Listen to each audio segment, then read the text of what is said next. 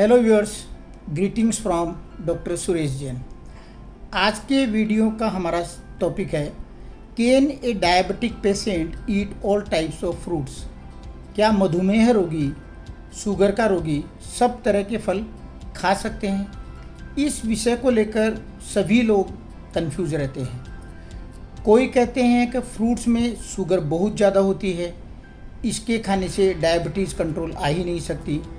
और दूसरी तरफ कोई कहते हैं कि अगर फ्रूट्स खूब खाया जाए तो डायबिटीज़ बीमारी को रिवर्स किया जा सकता है, हमेशा के लिए ख़त्म किया जा सकता है। इन दोनों ही बातों में पूर्ण सच्चाई नहीं है। हकीकत में फ्रूट्स हमें बहुत तरह के न्यूट्रिएंट्स प्रोवाइड करते हैं जो हमारे शरीर को स्वस्थ रखते हैं, वह हमें कई बीमारियों से भी बचाते हैं। आइए आज के इस वीडियो में हम समझने की कोशिश करते हैं कि एक डायबिटीज़ के रोगी को, एक शुगर के मरीज़ को, एक मधुमेह के मरीज़ को कौन कौन से फ्रूट्स खाने चाहिए और किस मात्रा में खाने चाहिए। हमेशा से फ्रूट्स को एक बैलेंस डाइट का, संतुलित आहार का एक इम्पोर्टेंट पार्ट माना गया है। ये हमारी हेल्थ को अच्छा रखने के लिए बहुत ही आवश्यक है, चाहे कोई पर्सन डायबिटिक ही हो। ये हार्ट की बीमारी, कैंसर, स्ट्रोक, कॉन्स्टिपेशन, मोटापा जैसी बीमारियों को रोकने में सहायक होते हैं। अधिकतर फ्रूट्स में फाइबर की मात्रा बहुत ज़्यादा होती है। फाइबर में कैलोरी नहीं होती, इनसे लंबे समय तक पेट भरा रहता है। ओबेसिटी को कंट्रोल करने में हेल्प मिलती है, क्योंकि आदमी को एक बार फाइबर ज़्यादा खाने के बाद भूख बार बार नहीं लगती। फ्रूट्स में कार्बोहाइड्रेट के अलावा vitamins, minerals, fibre, phytonutrients, phytochemicals, antioxidants, अनेक प्रकार के न्यूट्रिएंट्स बहुत अच्छी मात्रा में मिलते हैं जो हमें कई रोगों से बचाते हैं, हमारी इम्यूनिटी को बढ़ाते हैं और यहाँ तक कि डायबिटीज़ को अच्छी तरह से कंट्रोल करने में, मैनेज करने में भी पार्ट अदा करते हैं, अगर प्रॉपर वे के अंदर में खाए जाए तो। हाँ, यह बात समझना बहुत ज़रूरी है कि कौन से फ्रूट खाए जाएं और कितनी मात्रा में खाए जाएं, क्योंकि फ्रूट्स में कार्बोहाइड्रेट की मात्रा बहुत होती है। इसलिए अगर गलत तरीके से इसका सेवन किया जाए तो यह शुगर लेवल को बढ़ा सकते हैं, डायबिटीज़ स्टेटस को बिगाड़ सकते हैं और डायबिटीज़ की मैनेजमेंट में परेशानियां ला सकते हैं। तो हमें यह समझना है कि फ्रूट्स में जो कार्बोहाइड्रेट होती है वह ग्लूकोज के रूप में नहीं होती, फ्रुक्टोज के रूप में होती है। और इस फ्रुक्टोज की मात्रा भी अलग अलग फ्रूट्स में अलग अलग होती है। फल खाने के बाद में फ्रुक्टोज तुरंत हमारे शरीर को ग्लूकोज प्रोवाइड नहीं करता, इसको ग्लूकोज में कन्वर्ट होना पड़ता है, जिसके लिए फ्रुक्टोज को आंतों से, इंटेस्टाइन से एब्जॉर्ब होने के बाद में लीवर में जाना पड़ता है, क्योंकि ये वहाँ ही कन्वर्ट हो सकता है और वहाँ ये फ्रुक्टोज कन्वर्ट होकर के ग्लूकोज में, ग्लाइकोजन में और फैट में कन्वर्ट हो जाता है। जो फ्रुक्टोज से ग्लूकोज बनता है वह हमें एनर्जी देता है और जो ग्लाइकोजन वो फैट में जो कन्वर्ट होता है वह हमारे एनर्जी स्टोर के रूप में बॉडी में जमा हो जाता है। ध्यान देने की बात यह है कि अगर कोई अति ज़्यादा फ्रूट्स का सेवन करे तो नेचुरल बात है कि फ्रुक्टोज उसको ज़्यादा मिलेगा और उससे फैट की मात्रा यानी ट्राइग्लिसराइड की मात्रा भी ज़्यादा मिलेगी। ये ट्राइग्लिसराइड, यह लिपिड, यह फैट लीवर में जमा हो सकता है और फैटी लीवर की प्रॉब्लम खड़ी कर सकता है। प्रत्येक फ्रूट में शुगर की मात्रा कितनी है, इसको मापने के हमारे पास में दो साधन हैं। एक को हम बोलते हैं ग्लाइसेमिक इंडेक्स और दूसरे को हम बोलते हैं ग्लाइसेमिक लोड। तो आइए हम ग्लाइसेमिक इंडेक्स को पहले समझते हैं। प्रत्येक फ्रूट में जो कार्बोहाइड्रेट और फाइबर, ये दो चीज़ें मौजूद होती है बेसिकली, इन दोनों के हिसाब से उस फ्रूट का अपना एक ग्लाइसेमिक इंडेक्स होता है, जो हमें यह बताता है कि फ्रूट के खाने के बाद उससे ग्लूकोज लेवल कितना फास्ट बढ़ता है और खाने के 2 घंटे बाद में शुगर लेवल में कितना परिवर्तन आता है। ये ग्लाइसेमिक इंडेक्स फूड में जो मौजूद कार्बोहाइड्रेट हैं उसके डाइजेशन और एब्जॉर्प्शन की स्पीड पर निर्भर करता है। किसी भी फूड का अपना एक ग्लाइसेमिक इंडेक्स होता है जो 0 से लेकर के 100 तक का एक स्केल के ऊपर में एक न्यूमेरिकल फिगर है। जितना फूड ज़्यादा मीठा होता है उसका ग्लाइसेमिक इंडेक्स भी उतना ही ज़्यादा होता है। जिस फ्रूट का ग्लाइसेमिक इंडेक्स ज़्यादा होता है वह हमारे शुगर लेवल को उतना ही फास्ट बढ़ाता है, और जिसका ग्लाइसेमिक इंडेक्स कम होता है वह शुगर लेवल को धीरे धीरे बढ़ाता है। The lower the GI score the more slowly the rise in blood sugar. लेकिन इसका सबसे नेगेटिव एस्पेक्ट यह है कि यह उस फूड की एक फिक्स वैल्यू है। यह फूड की मात्रा बदलने से नहीं बदलता। जिन लोगों के डायबिटीज़ है उनको हमेशा कोशिश ये करनी चाहिए कि जिस फ्रूट का ग्लाइसेमिक इंडेक्स कम है उसका ज़्यादा सेवन करें, और जिस फ्रूट का ग्लाइसेमिक इंडेक्स ज़्यादा है उसको अवॉइड करें, उसका कम सेवन करें, जिससे कि ब्लड शुगर लेवल रैपिडली नहीं बढ़ने पाए। जिस फ्रूट का ग्लाइसेमिक इंडेक्स 55 या उससे कम है यह डायबिटिक पर्सन के लिए बहुत अच्छा फ्रूट माना जाता है। जिस फ्रूट में ज़्यादा फाइबर होता है उसका ग्लाइसेमिक इंडेक्स कम होता है।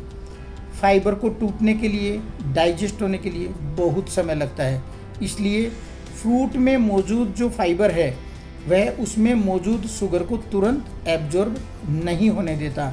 यानी अगर फ्रूट में फाइबर की मात्रा ज़्यादा है तो उसमें मौजूद जो शुगर है वह रैपिडली एब्जॉर्ब नहीं होगा और ब्लड शुगर भी रैपिडली राइज नहीं होगा। तो आइए सबसे पहले हम उन फ्रूट्स के नाम जानने की कोशिश करते हैं जिनका ग्लाइसेमिक इंडेक्स कम है और जिनमें फाइबर की मात्रा ज़्यादा है।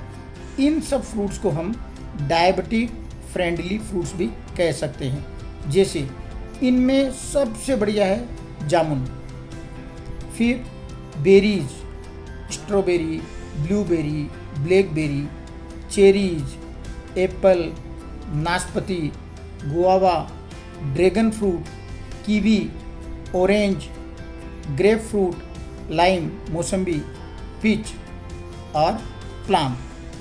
हमारी कोशिश ये होनी चाहिए कि इन फ्रूट्स को छिलकों के सहित खाया जाए, क्योंकि छिलकों के अंदर में फाइबर और एंटीऑक्सीडेंट्स दोनों ज़्यादा होते हैं। जहाँ तक हो सके ऐसे फ्रूट्स जिनमें फाइबर की मात्रा कम हो और ग्लाइसेमिक इंडेक्स ज़्यादा हो, ऐसे फ्रूट्स को अवॉइड करना चाहिए, इनका कम सेवन करना चाहिए। जैसे पाइनएप्पल, पका हुआ बनाना, पपैया, पपीता, आम, मैंगो, राइप चीकू, पका हुआ चीकू, राइप जैक फ्रूट, डेट्स मतलब खजूर और रेजिन्स।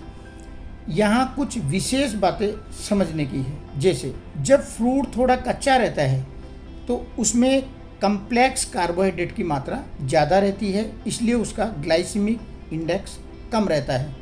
वही फ्रूट जब पक जाता है तो उसका जो कार्बोहाइड्रेट है वह सिंपल फॉर्म में चेंज हो जाता है और उसका ग्लाइसेमिक इंडेक्स बढ़ जाता है। किसी किसी फ्रूट्स में पानी की मात्रा, वाटर कंटेंट बहुत ज़्यादा होता है। जैसे वाटरमेलन, तरबूज, इसमें 93% तक पानी रह सकता है, और मेलोन यानी खरबूजा इसमें 91% तक पानी रह सकता है। जब फ्रूट छोटा रहता है तो उसका ग्लाइसेमिक इंडेक्स कम रहता है, और वही फ्रूट जब थोड़ा बड़ा हो जाता है तो उसका ग्लाइसेमिक इंडेक्स भी बढ़ जाता है। अब हमने ग्लाइसेमिक इंडेक्स पर आधार पर तो ये देख लिया कि हमको कौन से फ्रूट्स खाने चाहिए और कौन से फ्रूट से हमको परहेज करना चाहिए, नहीं खाना चाहिए या कम खाना चाहिए। अब हम यह जानेंगे कि कौन से फ्रूट की कितनी मात्रा खाना एक डायबिटीज़ वाले मरीज़ के लिए अच्छी होती है। यह इस बात पर डिपेंड करता है कि उस फ्रूट के अंदर में कार्बोहाइड्रेट की मात्रा कितनी है, क्योंकि हम जानते हैं कि हर फ्रूट में शुगर रहता है, और अगर इसकी ज़्यादा मात्रा हो तो ये डायबिटीज़ वाले पेशेंट्स को परेशान कर सकती है, उसके शुगर लेवल को बढ़ा सकती है। एक दिन में एक डायबिटीज़ के पेशेंट्स को 2 से 4 सर्विंग, 2 से 4 बार फ्रूट्स खिलाया जा सकता है। फ्रूट की सर्विंग साइज कितनी रखें या एक बार में हम कितना फ्रूट खाएं, यह समझने के लिए हमको एक और चीज़ समझना पड़ेगा। उसको बोलते हैं ग्लाइसेमिक लोड। ये ग्लाइसेमिक लोड का कंसेप्ट जो है ये 1997 में, बाद में पहले ग्लाइसेमिक इंडेक्स आया, ग्लाइसेमिक लोड बाद में आया। इस ग्लाइसेमिक लोड से हमें पता चलता है कि एक बार में हम जितना फ्रूट खा रहे हैं उसमें कितनी शुगर की मात्रा मौजूद है और उसके खाने पर हमारे शरीर को कुल टोटल शुगर कितना मिलेगा, यह हम इससे जान सकते हैं। इस ग्लाइसेमिक लोड को जानने के लिए हमको दो चीज़ें जानना ज़रूरी है। एक तो उस फ्रूट का ग्लाइसेमिक इंडेक्स कितना है ये जानना पड़ेगा, और उसके अंदर कार्बोहाइड्रेट की मात्रा कितनी है ये भी हमको जानना पड़ेगा। दोनों चीज़ें आपको गूगल के ऊपर में भी सर्च करने से आसानी से प्राप्त हो सकती है। किसी भी फ्रूट का ग्लाइसेमिक लोड जो है वह उसकी मात्रा, उसकी पोर्शन साइज, उसकी सर्विंग साइज पर निर्भर करता है। फूड की मात्रा कम या ज़्यादा करने पर ग्लाइसेमिक लोड में भी बदलाव आता है, जो कि ग्लाइसेमिक इंडेक्स में नहीं आता है। अगर किसी फूड की ग्लाइसेमिक लोड की वैल्यू 10 से कम है, इसका मतलब हुआ कि ये फ्रूट डायबिटीज़ वाले रोगी के लिए अच्छा है। अगर ग्लाइसेमिक लोड ज़्यादा है, हाई है, यानी 20 से ज़्यादा है, तो उसको ठीक नहीं माना गया है। अच्छा यही है कि हमें किसी भी फ्रूट की उतनी ही मात्रा खानी चाहिए जिसका ग्लाइसेमिक लोड 10 से कम हो। इस ग्लाइसेमिक लोड को जानने से हमको मिलेगा क्या? जब तक लोगों को ग्लाइसेमिक लोड के विषय में कुछ पता नहीं था, तब तक यही माना जाता था कि जितने भी हाई ग्लाइसेमिक इंडेक्स वाले फ्रूट्स हैं वह डायबिटीज़ वाले रोगी, मधुमेह वाले रोगी नहीं खा सकते, जबकि उनमें कार्बोहाइड्रेट की मात्रा बहुत कम हो सकती है।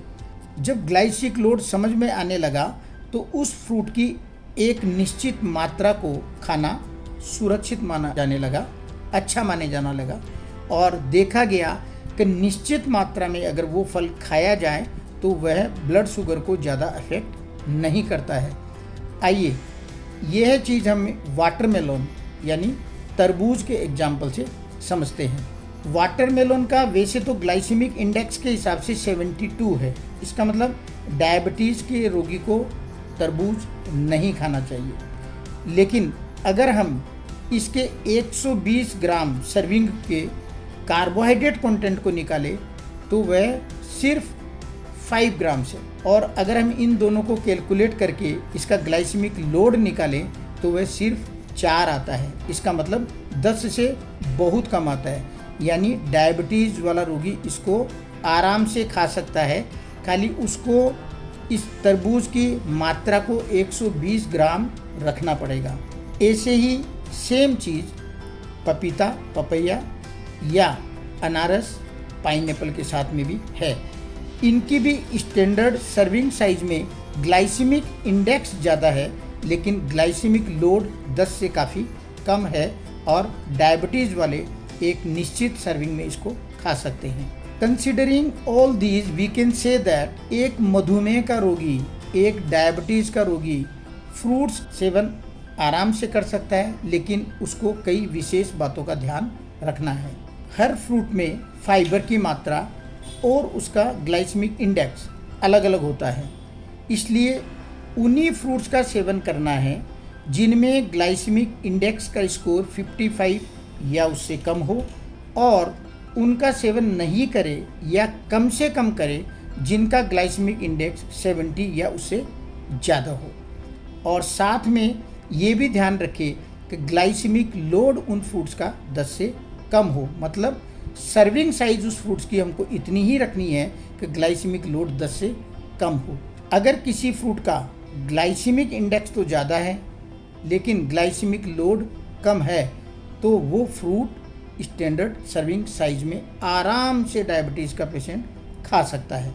हमें फ्रूट्स को बदल बदल कर खाते रहना चाहिए जिससे सभी प्रकार के न्यूट्रिएंट्स मिलते रहें। वेराइटीज़ फ्रूट्स में अलग अलग न्यूट्रिएंट्स जैसे vitamins, minerals, antioxidants, phytochemicals, phytonutrients अलग अलग मात्रा में मिलते रहते हैं, जिससे मल्टीपल हेल्थ बेनिफिट्स मिलते रहें। अलग अलग कलर के फ्रूट्स में अलग अलग फाइटोकेमिकल्स होते हैं। हमारी कोशिश हमेशा यही होनी चाहिए कि हम सीजनल फ्रूट्स का सेवन करें। हमेशा कोशिश हमारी यही होनी चाहिए कि हम फ्रूट्स को नेचुरल वे में ही खाएं। फ्रूट जूस बनाने के ऊपर अगर उसको छाना जाता है तो उसका फाइबर हट जाता है और उसका ग्लाइसेमिक इंडेक्स बढ़ जाता है, उससे शुगर बढ़ने के चांसेस भी ज़्यादा हो जाते हैं।